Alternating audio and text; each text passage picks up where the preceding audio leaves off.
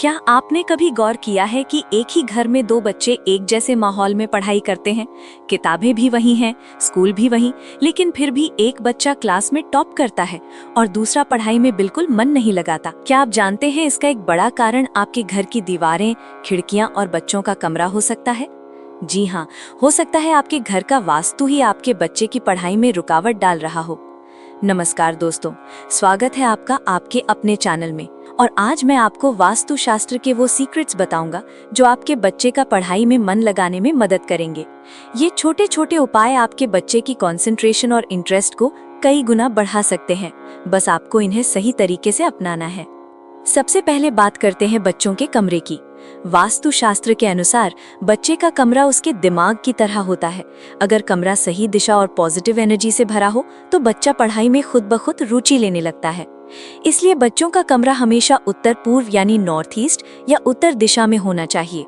ये दिशाएं दिमाग को शांत रखती हैं और फोकस बढ़ाती हैं। अगर घर में ऐसा संभव ना हो तो वेस्ट दिशा भी सही मानी जाती है, लेकिन साउथ वेस्ट दिशा में बच्चों का कमरा रखना बिल्कुल नहीं चाहिए। इससे बच्चा आलसी और लेथार्जिक हो सकता है। अब बात करते हैं पढ़ाई की टेबल की प्लेसमेंट की। अक्सर पेरेंट्स बच्चों की स्टडी टेबल कहीं भी रख देते हैं और यही सबसे बड़ी गलती होती है। वास्तु के अनुसार पढ़ाई की टेबल ऐसी जगह होनी चाहिए जहां बच्चे के पीछे एक मजबूत दीवार हो, ताकि उसे मेंटल सपोर्ट महसूस हो। टेबल के पीछे खिड़की ना हो, इससे ध्यान बार बार भटकता है।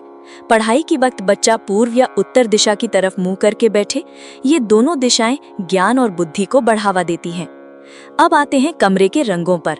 आपने जरूर सुना होगा कि रंग मन और मूड पर गहरा असर डालते हैं।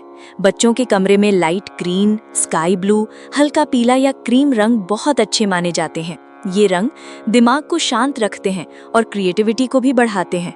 डार्क रेड, ब्लैक या बहुत गहरे रंगों से बचें, ये स्ट्रेस और नेगेटिविटी ला सकते हैं। कमरे में सफाई का खास ध्यान रखें। टूटे टॉयज, पुराना कबाड़, बेकार के कागज, ये सब कमरे से हटा दीजिए। जितना कम क्लटर उतनी अच्छी एनर्जी। कमरे में ताज़ी हवा और सनलाइट जरूर आनी चाहिए। आप बच्चों के कमरे में मोटिवेशनल कोट्स, वर्ल्ड मैप या एजुकेशनल पोस्टर्स लगा सकते हैं, लेकिन कोई भी वायलेंट या डरावनी तस्वीरें बिल्कुल नहीं होनी चाहिए। अब रोशनी की बात करते हैं।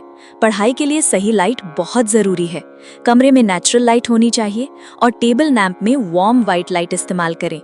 बहुत ब्राइट या बहुत डिम लाइट दोनों ही ध्यान भटकाती हैं। एक और जरूरी बात कि बच्चे के कमरे में क्या नहीं होना चाहिए। कमरे में गॉड आइडल या पूजा का सामान ना रखें। कोई भी शीशा ऐसा ना हो जिसमें बच्चा पढ़ाई करते हुए दिखे। बेड के नीचे सामान जमा ना करें, इससे पॉजिटिव एनर्जी का फ्लो रुकता है।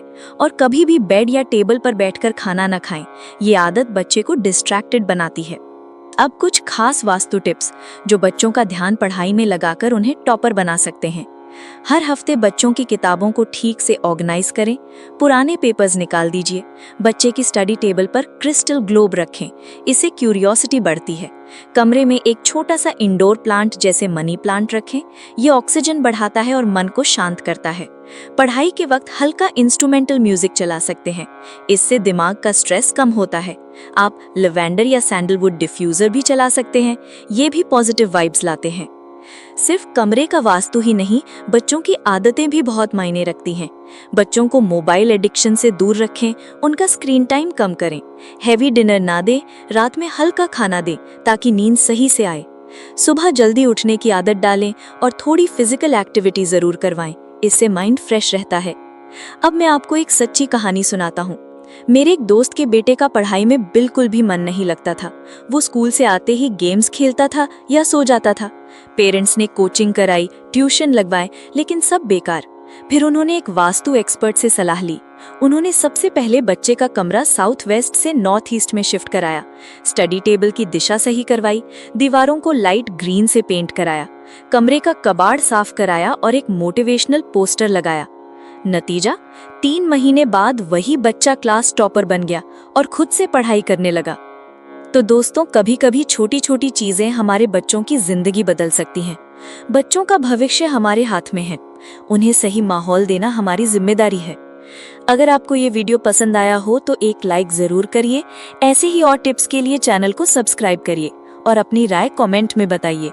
याद रखिए, कोई भी बच्चा कमजोर नहीं होता, उसे बस सही दिशा और सही एनर्जी की जरूरत होती है। वास्तु सिर्फ इमारतों का नहीं, खुशियों का भी विज्ञान है। खुश रहिए, स्वस्थ रहिए और अपने बच्चों को सफल बनाइए।